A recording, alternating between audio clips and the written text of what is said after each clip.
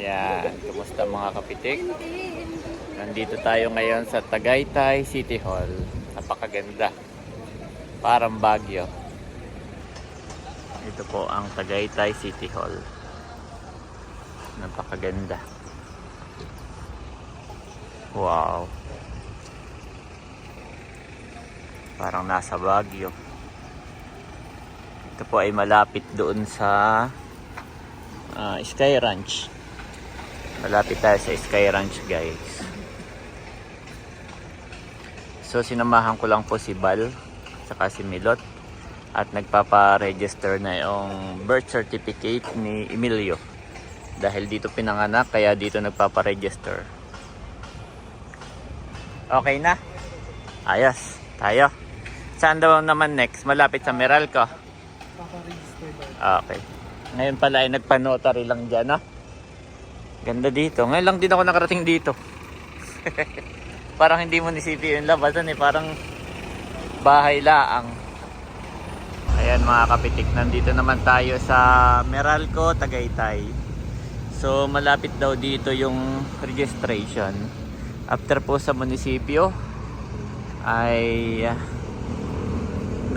after sa munisipyo ipa-notary ay dito daw malapit. Anong sabi? Yung ba yun na? Ay, tumawid pa tayo. Ay sige, tawid ka na at kami susunod. Bayon pala guys. Sa kabila. Malapit po to sa Escala, Tagaytay. Yan. Napakaganda po diyan. At kami nagwe-wedding diyan ay maganda. So after sa munisipyo ipa-notary ay dito kayo naman itataboy para i-rehistro yung birth certificate. Yun po dapat before 1 month ay ma-rehistro na. Kung hindi ay maano siya, late registration pa din. Kaya dapat ay before 1 month. Yan. Okay. Ayan, dito po pala ang registration. Civil registrar, ayun. Merong maliit na sign. Parang ako pala ay flat. Dapat ay ako'y makapag-vulcanize bago at mamaya po'y kami diretso pauwi na. After nito ay dadaanan lang namin sina Janet, sina Andres, sina Ate Nels, si Emilio, dadaanan lang po. At diretso uwi na sa probinsya. Yehey, thank you Lord. So ayan guys. Dito tayo sa Tagaytay. Hinihintay lang namin si Bal. Sana'y mabilis lamang. Pero yun po ay na-notary na. Bago magpa-notary sa munisipyo ay dapat ay meron sedula. Yan. Pero sila po ay hindi binigyan ng sedula kasi dapat pala yung sedula doon kukunin kung saan ka nakatira. So since na si yung lalaki ay Sambales, yung babae naman ay taga Impanta, so ninotary na po nila kahit walang sedula dahil sobrang layo. ID lang, tapos ninotary na po ng munisipyo.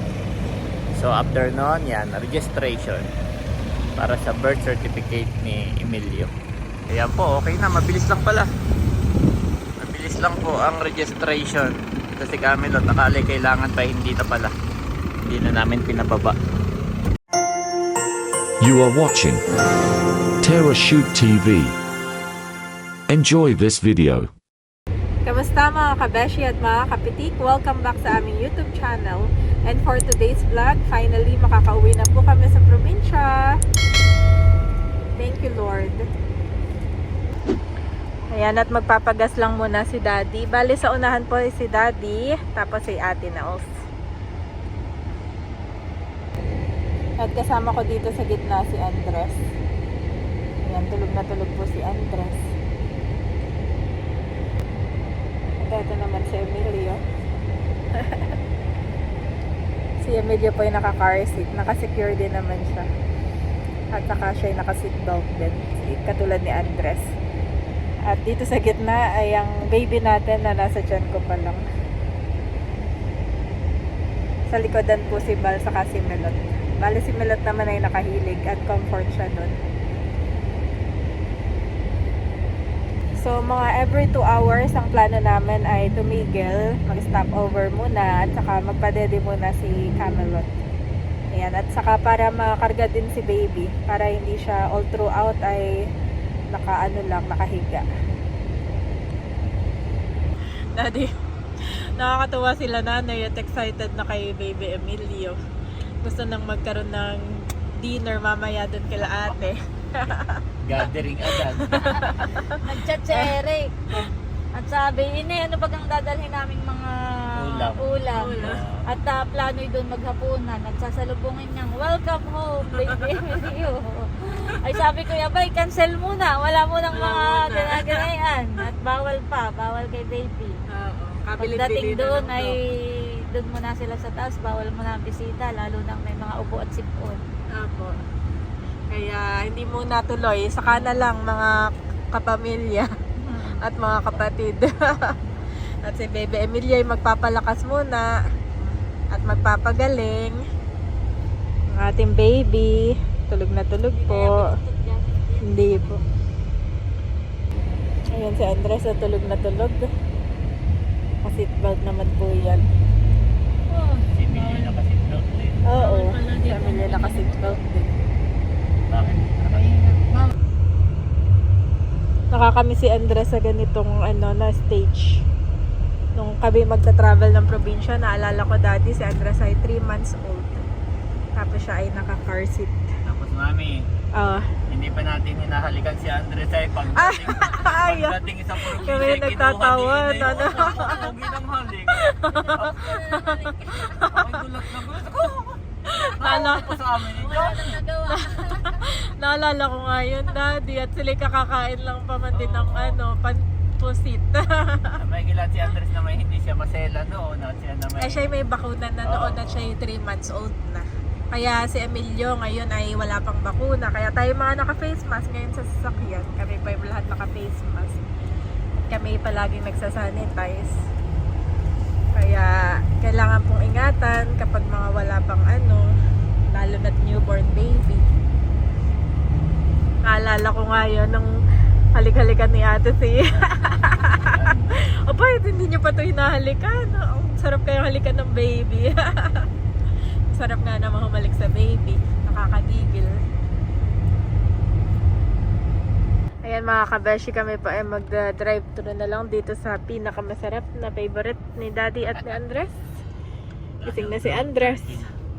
12:30 na po at tayo gutom na. Lunch time na. Si Emilio, mami, nag-iinat na rin. Oo, siya ay nagpaparamdam na din, si Emilio. At papadedehin na si Emilio ni Camelot. Hindi naman siya baloktot na, ang liig. Hindi naman. Lord, we praise, we honor you. Thank you for this food. Bless this food. At maging kalakasan na aming katawan. In Jesus' name we pray. Amen. Amen. Thank you po. Kain na Andres. Hindi pang kanin, May extra rice na sobra.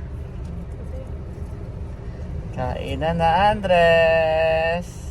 Ano ako hindi makakompleto ang craving satisfied ko kapag gawa ng spaghetti. Si Camilo tayo nasa likod. Wala na lahat ng spaghetti. Kain po.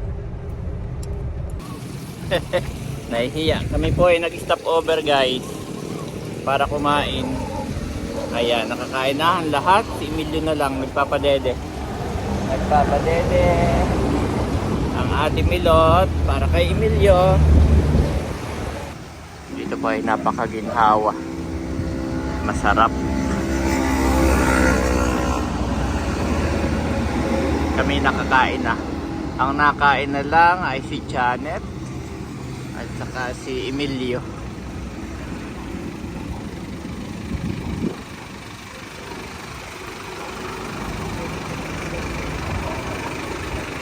Maganda po dito sa aming tinigilan. Thank you so much. At kami inayaang mag-park. Ako naman po ay nagpaalam. Hindi kami magpapahinga lang. Ganda, napakaliwalas.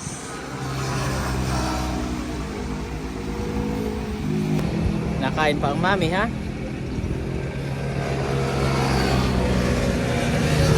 Oh, ito po yung highway.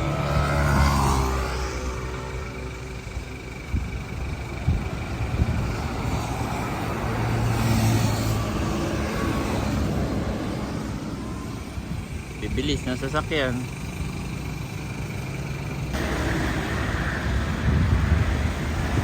Yan, kami po ay gumilid. Nandito na kami sa pagsanghan ngayon. At bibili tayo ng gatas ni Andres. Dito meron ditong Goodwill. Similac Gain Plus. Ay sige mami. Pakainit. Nakalimutan namin magdala ng payong.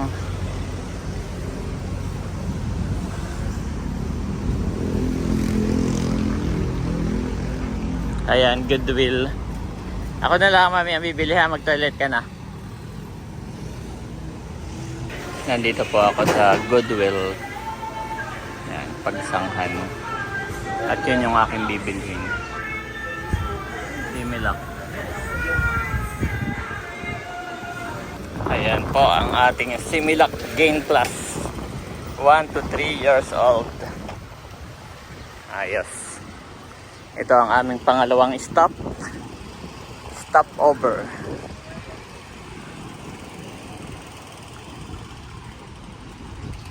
Pagsanghan. Tapos mamaya po ulit tayong mag-stopover bago naman umakyat ng bundok. Stopover tayo ulit sa may Pami.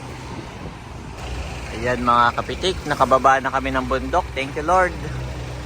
At ito ang aming panlimang stopover. Nag-stopover pala kami dun sa gasolinahan bago umakyat ng bundok. Yan. So ngayon naman pagkababa ay ito po ang unang gasolinahan. Petron. Yan, stopover uli. Sobrang init po. Pinapahinga ko rin ang sasakyan para hindi mag-overheat. Kaya ito ay aming pang-apat lang pala ito. Pang-apat na stopover. Yan. Thank you Lord at nakababa na ng bundok. Yes. Nandito na. Ayan si Kim.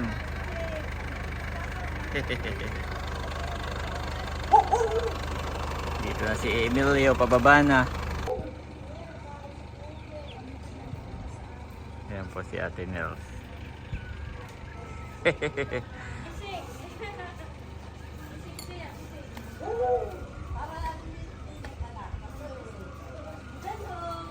Wow! May pa-welcome home si Kim. Si baby gising. Saka si Kaedro. May welcome home pala.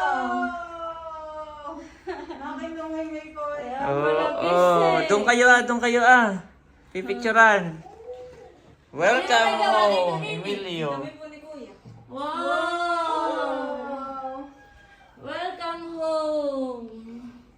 Baby ko. Oh, my... Dermelot. Saan galing ito? Ayan, katulad ng inaasahan ay walang tao. Katulad ng inaasahan guys ay walang tao. At bawal, pinagbawalan ni Ate Nels. Oh, ito ang inaalinaw niya. Inaalinaw niya. Ang inihaw ka, ayusin ko muna ang kanyang lahat. Abo, ay gising. Abo, ay gising. Yan ay tulog na tulog lang ang Kim sa biyahe. Dito lang nagising. Oo. Simula nung umalis. Oo, simula nung pagbaba ng bundok eh. Nagising na eh. Oh. Kaya pala nagising ay. Oo. Dahil. Nag-iinat. Si Andres po ay tulog na tulog pa. Si Janet ay nandoon na. Bumaba. Yan. Thank you Lord for the safe travel. Praise God. Nakauwi na po. At naiuwi natin ang family ni Ate Nels ni Milot ng safe. So ngayon naman ay nagto-toilet lang si Janet at tayo po ay didiretso na sa Nakar. Tulog na tulog lang po si Andres. Ayun na po si Mami Janet. Yes. Oh, ang dami mo naman balot. Kalayaan, yung beef steak ay from Bossing. Okay. Nagbalot ako ni ate ng beef steak at na-miss ko na. Kasi ito ay from Melot to Nanay Nida. Yep, nagluto nga daw si Bossing ng beef stick. Okay, let's go na Mami. Let's go. Gusto ko rin magpahinga muna doon. Kaysa sa titigil pa tayo, parang mas mapagod, no? guys, thank you Lord Daddy at tayo pauwi na. Pauwi na po kami kina nanay. Ayan. At thank you so much ate sa iyong mga pabaon. At para kami doon ay pagdating doon Daddy kakain na tayo tapos ay papahinga na din. At matagal yung aming biyahe. At thank you Lord at tulog na tulog po si Andres. At I mean ano siya ngayon. Nakadalawang tulog niya. Pangalawa niya ito. Mamaya yan gising na. Oo nga. Hindi, pero sa tingin ko tulog pa din. Kuha ng ano siya, biyahe eh. Nagbiyahe. Yun, thank you Lord. At kanina daddy, abay si Emilio masayang masaya nung, di ba kayo buong biyahe ay tulog siya. Pagdating doon sa bahay nila, gising, tapos ay nakang-smile. Pinipicturean siya, tapos saka binablog. Naka-smile lang siya. Parang alam niya na oo. So, parang sabi niya rin, finally, I'm home, mami. Ganon. So, thank you Lord po at napaka smooth po na aming travel. Even though inabot po kami ng 6 hours, which is okay lang po yan kasi may mga times talagang nagpatigil-tigil kami gawa ng syempre po may mga bata po dito sa sasakyan. Kaya si daddy kung magpatakbo po talaga ay madahan lang. Tsaka nalalayan ko rin doon sa sakyan mami. Ayo. Tatakot ako sa overheat.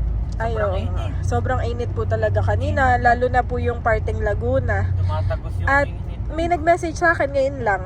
Na.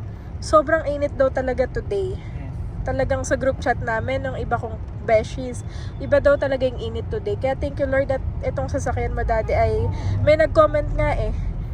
Napansin niya na buti daw at napaayos mo to bago ang lahat. Bago, no? Imagine mo, araw-araw akong nalabas. Oo nga eh. Araw-araw ako 3 times. So sabi ko, thank you po dun sa naka-notice. So nga po napansin din namin ni daddy. Paayos ako ng paayos yung pala preparation na pala yun, no? Yes, preparation na pala yun for something Labanan. So, na-overcome naman natin and we are victorious because of the Lord. Ayan. Thank you, Lord. We give you back the glory and the praises. Wow! At nandito na po kami sa tulay ng general na car. Nakakamiss. Thank you, Lord.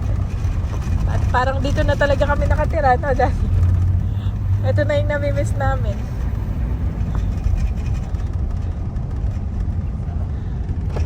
Ang hometown ni Daddy Kapitik. Maligayang pagdating. Parang bakasyon na nga lang natin yung bahay natin doon. At tayo, nung naandun tayo sa atin, sasabihin natin, kailan na kaya tayo uuwi? Namantalang, naman tayo dito. Ay, thank you Lord po at nandito na kami sa Nakara.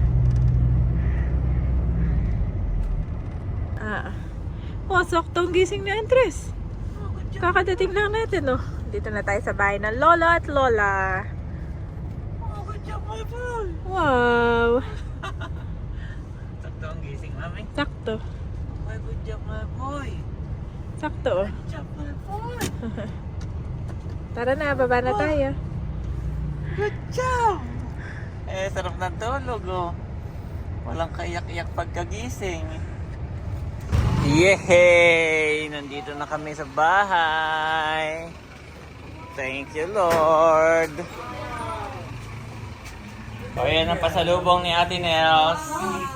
Buko pie. Buko pie. Kain na mahal, mother. Mahal, oh. From Ate Gigi. Yes. Ang iyong monthly allowance. Thank you po. Tatay po ay hubad. Yan ay sa inyo ng Ate PM, ha? Oh, nanay. Merienda na kayo. What si Andres ay gising na? Yehey! But the wisdom that comes from heaven is first of all pure, then peace-loving, considerate, submissive, full of mercy and good fruit, impartial and sincere. James 3:17 NIV.